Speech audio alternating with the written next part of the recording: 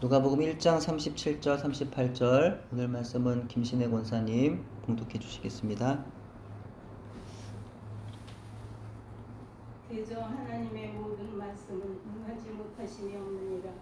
마리아가 이르되 주의 종이 말씀대로 내게 이루어지이다 하며 천사가 떠나가니라. 아멘. 예, 고맙습니다. 올해도 어김없이 성탄절이 다가오고 있습니다. 오늘은 대림절 둘째 주일 예배로 함께하고 있고요. 대림절에는 초림의 예수님을 기다림과 아울러 다시 오실 재림의 예수님을 기다린다는 의미가 들어 있습니다. 동시에 대림절에는 바로 지금 현재 내 삶과 내 마음 가운데 임하시는 주님을 기다리는 의미가 담겨져 있습니다. 대림절 둘째 주일, 지금 현재 우리의 드리는 이 예배와 우리 삶 가운데 임하시는 예수님을, 그리고 또한 다시 오실 재림의 예수님을 고대하며 기다리는 저와 여러분 되기를 바랍니다. 예수님의 다시 오심은 초림 때와는 분명히 다를 것임을 성경은 우리에게 말씀합니다. 그분의 다시 오심에는 세상의 마지막이자 심판으로 이어질 것을 말씀합니다.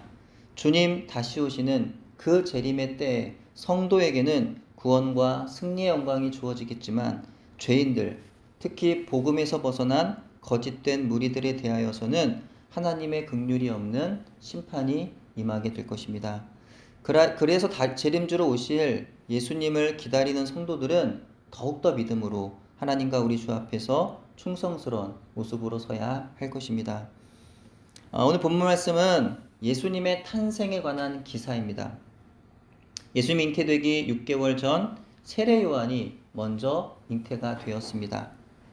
이것은 모두가 다 하나님의 완벽한 계획과 섭리를 통하여 이루어지게 된 것이고요. 세례 요한, 그는 오실 메시아를 전하는 광야의 소리로 사용하시기 위하여 하나님께서 그를 미리 예비하여 두셨습니다. 예수님과는 같을 순 없지만 누가복음에 소개되는 세례 요한의 잉태도 매우 기적과 같은 사건이었습니다. 사가랴와 엘리사벳 사이에는요, 자식이 없었습니다. 경건한 사람들이었지만 그들은 나이가 많아서 자식을 기대할 수 없는 상황이었습니다. 그런 가운데 하나님의 천사가 사가랴에게 나타나 세례 요한의 잉태를 말하였고, 이루어진 모든 일은 하나님의 그 계획대로 진행되어져 갔습니다. 여기서 우리에게 위로가 되는 것은 사가랴와 엘리사벳 부부가 경건한 가정이었음에도 불구하고 자식이 없었다는 사실입니다. 경건한 사람들이었으니 하나님 앞에 자녀를 위하여 나이가 많아질 때까지 얼마나 오랜 시간 동안을 기도했겠습니까? 그런데 자녀가 없었다는 겁니다. 믿음으로 그리고 간절하게 지속적으로 기도했지만 그들에게도 응답이 없었더라는 겁니다. 하나님 앞에 의인으로서 주의 모든 계명과 규례대로 흠이 없이 행하였던 그들이지만 그들의 기도가 이루어지지 않았더라는 것입니다. 때때로 우리의 기도가 응답되지 않는다고 여겨지는 상황들 있지 않습니까? 그러면 우리는요, 실망하지 않습니까? 때로 나의 기도를 응답하지 않으신 하나님께 원망스러운 마음을 갖기도 하지만 대개는 자책을 하게 되지 않습니까? 내가 죄가 많아서, 나는 저들처럼 경건하지를 못해서, 내가 더 많이 기도하지를 못했으니까, 내가 주님의 뜻대로 살아가지를 못해서, 이런 생각에 스스로를 정죄하며 괴로워할 때가 있지 않습니까? 하지만 제사장 사가랴와 아론의 자손인 엘리사벳 사이에도 하나님 앞에서 의인이었고 흠을 찾아볼 수 없었던 참 하나님의 백성이었던 그들에게도 기도의 응답이 없어서 안타까워하던 시기가 오래도록 있었다는 것입니다. 이처럼 우리의 가정과 교회와 나라에도 어려움이 찾아오는 원인이 언제나 우리 자신의 어떤 죄악이나 허물 때문만은 아님을 우리는 기억해야 합니다. 오히려 경건한 가정에 문제가 많이 일어나는 경우도 꽤 많이 있습니다. 우리가 잘 알고 있는 믿음의 조상 아브라함부터 한번 이렇게 보십시오. 예, 아브라함, 이삭, 야곱, 또 요셉, 또 좀 가서 다니엘, 다윗, 또 신약 시대와 사도 바울, 베드로, 이런 사람들의 삶을 보시면은 그들 가운데 얼마나 많은 역경과 환란이 있었는지를 모릅니다. 하지만 그들이 끝까지 믿음을 지키고 주의 말씀에 따라 순종하며 살아갔을 때 결국에는 하나님의 복을 받고 놀랍게 쓰임받는 것을 우리 말씀을 통해서 보게 됩니다. 그러므로 어려움의 때에 우리가 할 일은 실망보다는 믿음이 아니겠느냐라는 거죠. 포기가 아니라 그래도 순종하는 것 아니겠느냐는 겁니다. 멈춤이 아니라 그래도 계속 그 길을 가는 게 아니겠느냐. 끝까지 주님을 바라보면서 가다 보면은 주님이 어떤 모양으로든 우리의 기도에 응답해 가고 계신다는 사실을 우리는 인정하게 되는 것이리라 여겨집니다. 사가랴와 엘리사벳에게 요한의 출생 고지가 있은 이후 6개월이 지나 동일한 계시의 사건이 마리아에게도 일어납니다. 하나님의 기쁨의 소식을 전하는 천사 가브리엘이 처녀인 마리아에게 나타나서 예수님의 잉태 사실을 고지했던 것이죠. 하지만 마리아는요, 이미 약혼한 몸이었습니다. 당시 유대인의 관습에 의하면 결혼 전 약 1년 동안 결혼 전에 1년 동안에는 약혼의 그 기간을 가졌습니다. 이 기간은 사실상 결혼과 같은 구성령을 지니고 있어서 한 집에 같이 살지 않는다 할지라도 모든 면에서 사실상 부부와 다를 바가 없는 그런 상태입니다. 따라서 약혼한 상태에서 만일 남자가 죽으면 여자는 과부로 간주되기도 했습니다. 그러므로 요셉과 마리아는 정혼한 상태로 결혼식을 올리진 않았지만 실질적인 부부라고 할 수 있었던 것이죠. 그런데 그렇게 정혼한 상태인 마리아를 만난 가브리엘은 그녀에게 아이를 잉태할 것을 말하면서 축복합니다. 은혜를 받은 자여 평안할지어다. 은혜를 받은 자여 평안할지어다. 이는 하나님의 사자의 말이라고는 생각하기 어려운 말일 수 있습니다. 처녀 보고 아이를 가질 것이라고 하면서 그것이 은혜라니요, 평안하라니요, 말이 안 되는 이야기죠. 누굴 놀리는 것도 아니고 그것은 은혜가 아니라 오히려 징계이자 심판이라고밖에 생각할 수 없습니다. 그 말인즉 이제 곧 사람들에게 이 사실이 들통이 나서 요셉과 약혼이 깨어질 뿐만이 아니라 자신은 유대 율법에 따라서 돌에 맞아 죽게 될 것을 의미하는 것이었기 때문입니다. 하지만 그녀가 잉태할 아이가 성령으로 된 것일 뿐만 아니라 바로 하나님의 아들이신 그리스도 메시아이시기에 그녀는 축복을 받은 것이었습니다. 보라, 내가 잉태하여 아들을 낳으리니 그 이름을 예수라 하라. 엄청난 일이 벌어졌어요. 놀라운 일입니다. 처녀가 아이를 갖는다는 것, 이것도 놀라운데 그 아이가 바로 메시아라고 하는, 이 세상을 구원하실 그 구원자라고 하는 그 놀라운 비밀과 영광스러움에 대한 그 사실에 마리아는요, 놀랄 수밖에 없었습니다. 그래서 마리아가 깜짝 놀라며 했던 질문이 바로 이것이었어요. 주여, 나는 남자를 알지 못하니 어찌 이 일이 있으리까? 그러자 천사가 대답합니다. 1장 35절에서 37절입니다. 천사가 대답하여 이르되 성령이 내게 임하시고 지극히 높으신 이의 능력이 너를 덮으시리니 이러므로 나실 바 거룩한 이는 하나님의 아들이라 일컬어지리라. 보라, 내 친족 엘리사벳도 늙어서 아들을 배었느니라. 본래 임신하지 못한다고 알려진 이가 이미 6달이 되었나니 대저 하나님의 모든 말씀은 능하지 못하심이 없느니라. 아멘. 마리아가 잉태하는 자녀는 남자를 통해 나는 아이가 아닌 성령을 통하여 나는 하나님의 아들이라 하였습니다. 또한 그 증거로 마리아의 친족인 엘리사벳에게 일어난 기적적인 잉태를 말씀하시면서, 이게 왜 기적이냐? 아이를 낳을 수 있는 나이가 아니었다는 거예요. 그래서 그 기적적인 잉태를 말씀하시면서 하나님 말씀은 능치 못함이 없음을 그렇게 이야기하고 있습니다. 만약에 여러분에게 오늘 이와 같은 사건들이 일어난다면 여러분의 반응과 태도는 무엇일까요?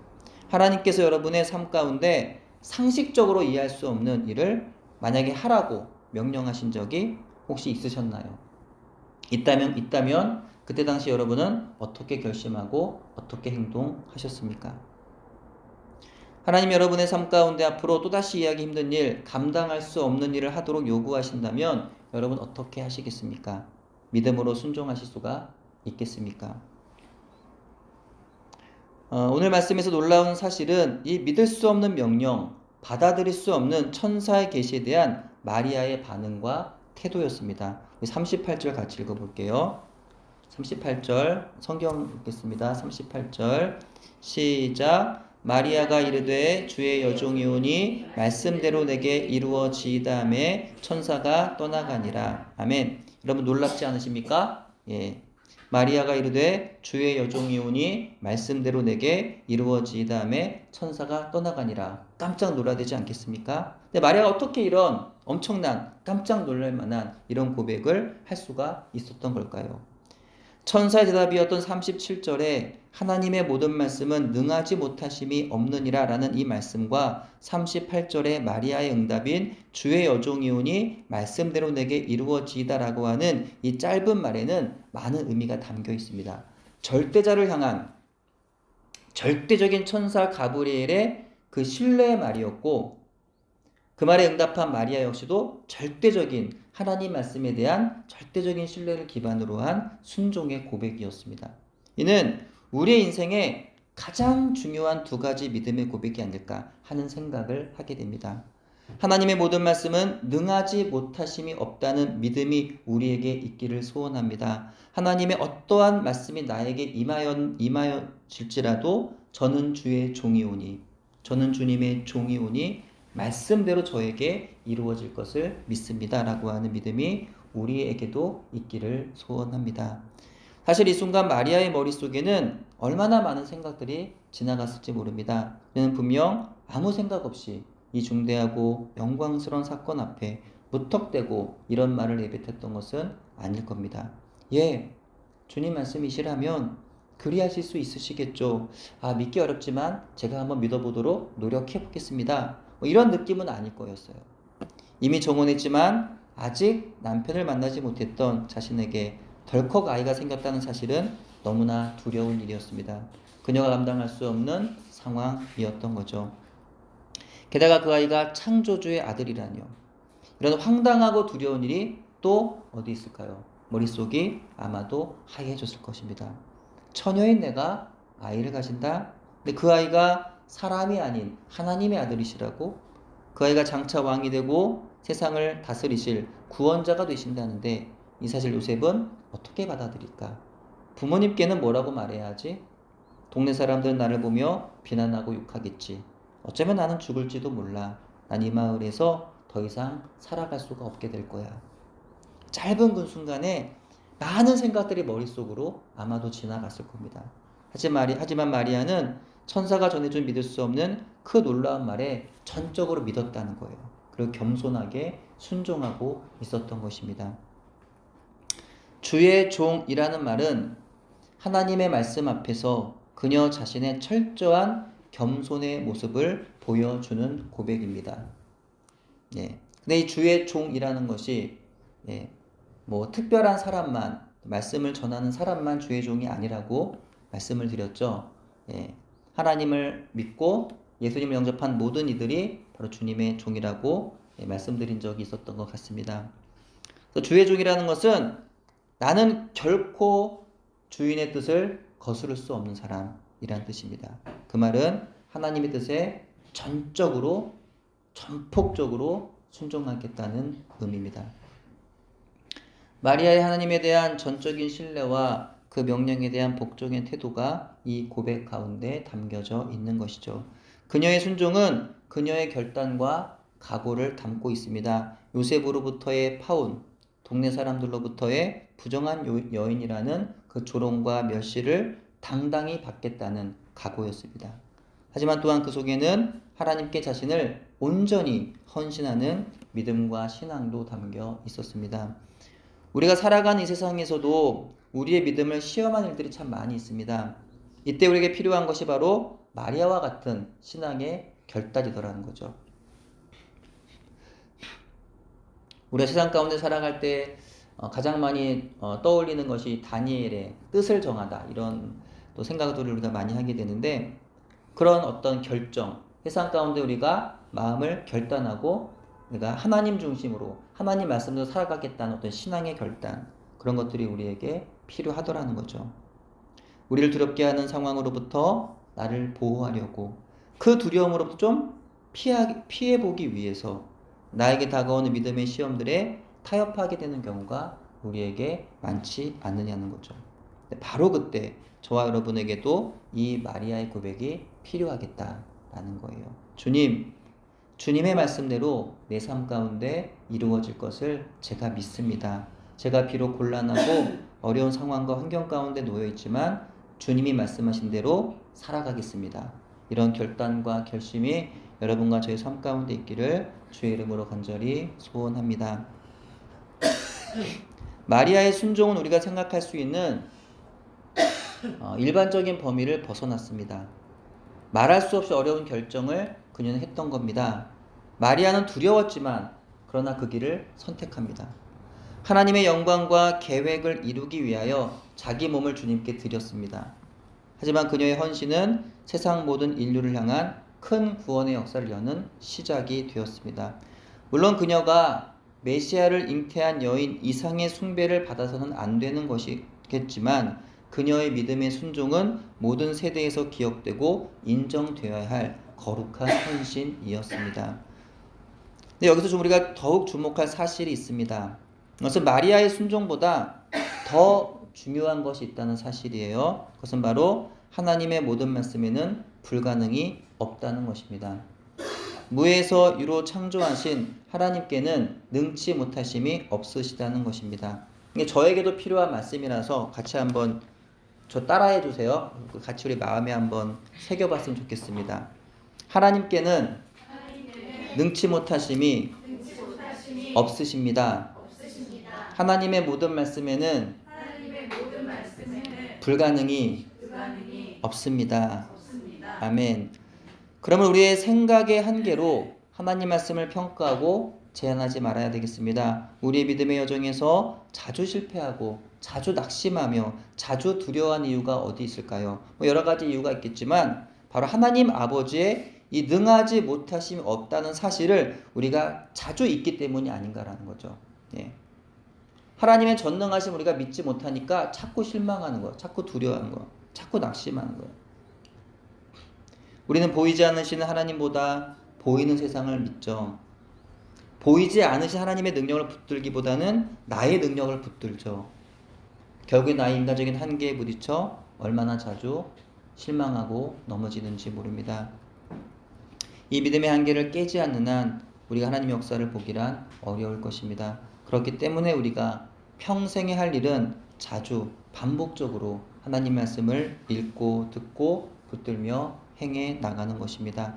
하나님 우리의 생각과 상상을 뛰어넘으시는 분이심을 기억하면서 믿음으로 한 걸음 한 걸음 걸어가 보는 것입니다. 믿음의 조상들이 처음부터 믿음이 남달라 하나님의 역사를 경험했던 것은 아니었습니다. 그들도 수많은 실패, 좌절 속에서 조금씩 그리고 한 걸음씩 때로는 잘 믿어지지 아니하고 또 두려웠지만 용기를 내어 걸었더니 하나님께서 강을 가르시고 사막에 물을 내시며 길을 여시는 것을 보게 됩니다. 우리도 용기 내어서 이 믿음의 발걸음을 한 발자국씩 내디뎌 보았으면 좋겠습니다. 온 세상 만물을 창조하시고 인간을 비롯한 모든 생명을 지으시고 다스리시는 분, 그러므로 처녀의 몸에서 아이를 잉태하게 하는 이 불가사의한 일도 하나님의 능력 안에서 보면 아무것도 아니라는 거죠. 그러므로 우리 앞에 놓인 그 어떤 어려움도 하나님 앞에서는 아무것도 아니라는 것입니다. 다니엘 기도회를 통해 듣게 되는 오륜교회 담임 목사님 말씀을 기억해 봅니다. 큰 산아 수르바벨 앞에서 평지가 되어라. 우리 함께 많이 외쳤죠. 하나님의 말씀을 받고 나아가는 믿음의 사람들 앞에, 하나님의 말씀을 듣고 받고 나아가는 믿음의 사람들 앞에, 자신의 힘으로도 자신의 능력으로도 아닌 오직 하나님의 영으로 충만한 사람들의 앞에서는 아무리 큰 산도 평지일 뿐이라는 것입니다. 이것이 바로 하나님의 말씀입니다. 마리아의 잉태는 하나님의 놀라운 역사였습니다. 인간적인 조작, 인간적인 어떤 방법으로 가능한 게 아니었어요. 어떤 속임수로 될 일이 아니었다라는 거죠. 인간의 어떤 힘과 인간의 지혜, 인간의 능력을 뛰어넘는 초월적인 일이었습니다. 하나님의 모든 말씀은 능하지 못하심이 없다 라고 하는 천사의 고백이 분명한 사실로 증명되었다는 거죠. 우리는 그런 능력의 하나님을 믿고 바라보며 가는 하나님의 백성들인다는 거죠. 우리는 그 하나님 말씀을 의지합니다. 지금도 하나님 우리의 삶 가운데 그 능력으로 분명히 역사하고 계시는 줄을 믿고 선포하는 저와 여러분이 되기를 바랍니다. 마리아는 하나님의 거룩한 일을 위하여 선택을 받고 부름받은 사람입니다. 성령이 내게 임하시고 지극히 높으신 이의 능력이 너를 덮으시리니 이러므로 나실 바 거룩한 이는 하나님의 아들이라 했습니다. 성령이 그녀에게 임하시고 하나님 아버지 능력이 그녀 가운데 임하시고 그로 인하여 잉태되신 분, 그분이 바로 하나님의 아들 예수 그리스도이심을 분명히 성경은 말하고 있습니다. 하나님의 구원의 역사는 성령의 임재로부터 일어납니다. 교회의 시작이 그러했고 개인적 회심과 구원의 역사도 그러합니다. 또한 성령을 받은 이들은 하나님의 사명자로 거듭 태어나게 됩니다. 그렇게 성령으로 사명으로 거듭난 자들을 통하여 하나님의 구원의 역사가 계속하여서 이루어져 가고 있는 것입니다. 여러분은요, 성령 하나님을 만나셨습니까? 여러분 거듭나셨습니까? 여러분이 성령님을 만나셨다면, 성령 안에 여러분이 거듭나신 게 맞다고 한다면 여러분 역시도 이제 하나님의 거룩한 일로, 거룩한 하나님의 일의 사명자로 부르심 받은 사람들임을 믿으시기 바랍니다. 예. 나는 성령 받았는데 사명자로 부르심은 받지 않았어. 아니라는 거죠. 성령 받았으면 사명자로 부르심을 받은 겁니다. 마리아가 예수님을 잉태하는 사역에 부름받은 것이라고 한다면 여러분과 저에게도 특별하게 임하시는 그 부르심이 있다는 거예요. 그럼 우리는 하나님이 나를 향한 부르심을 깨닫고 고백하며 인정하고 그 부르심 따라서 이제 우리도 마리아처럼 순종하면서 살아나가야 한다는 것입니다.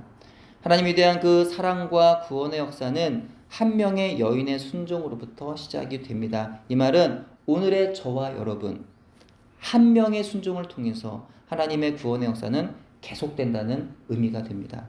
바로 저와 여러분에게 오늘도 명하시고 부르시는 삶의 자리, 지금 이 자리, 그 사명의 자리에서 하나님 우리의 순종을 통하여 그분의 일을 행하시는 줄을 믿으시기를 바랍니다. 하나님은 지금도 여러분을 부르고 계십니다.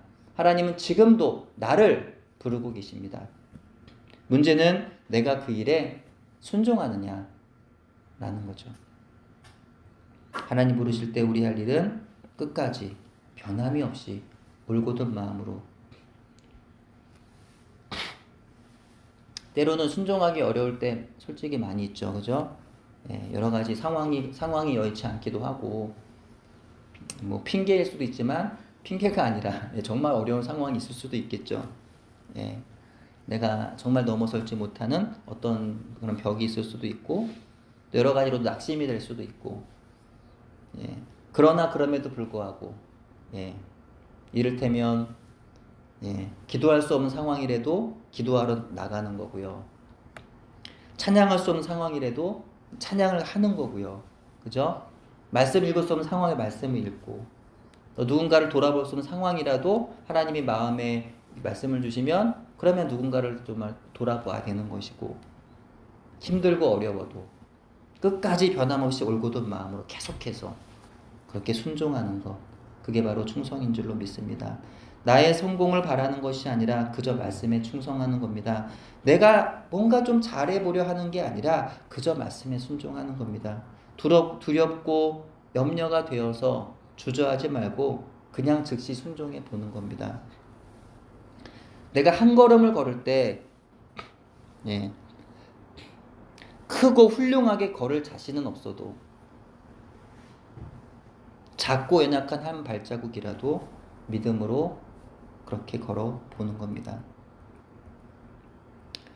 말씀대로 내게 이루어지이다. 이 고백을 하나님은 오늘 우리를 통해서 우리의 삶의 모든 영역 가운데에서 듣기 원하시는 줄 믿습니다. 하지만 이 고백은 결코 쉬운 고백은 아닙니다. 그 고백 안에는 순종의 대가를 치르겠다고 하는 믿음과 각오가 담겨져 있는 겁니다. 근데 중요한 것은 이 고백이 실로 하나님의 구원의 역사를 이뤄내는 놀라운 고백이 된다는 사실입니다. 제가 주님을 따르겠습니다 라고 하면요, 따름으로 인해서 뭔가 우리는 어떨 때 보면 주님을 내가 따르면 주님이 나를 책임져 주시겠지.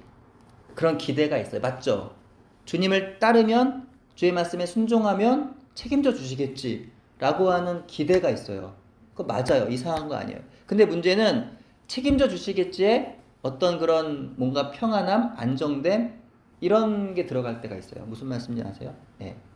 내가 뭔가를 하면 거기에 대한 전폭적인 어떤 재정적인 지원, 뭐 사람의 후원, 뭔가 좀 평안함, 일이 막 잘 풀리고 뭔가 해나가면 다 그냥 일사천리로 진행되어 어떤 그런 거를 기대하면서 주님이 함께 하시겠지.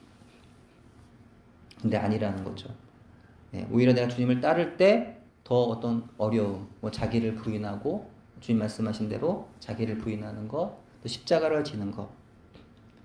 그런 어떤 그런 모든 것들에 각오가 담겨져 있는 그 각오 안에서 주님을 따르고 말씀이 내게 이루어지다라고 하는 고백이 있다라는 거죠. 오늘도 하나님 앞에서 주님, 주의 종이 이 고백으로 살아가게 하소서. 제게 말씀하시고 요구하시는 그 말씀대로 제게 이루어지게 하소서.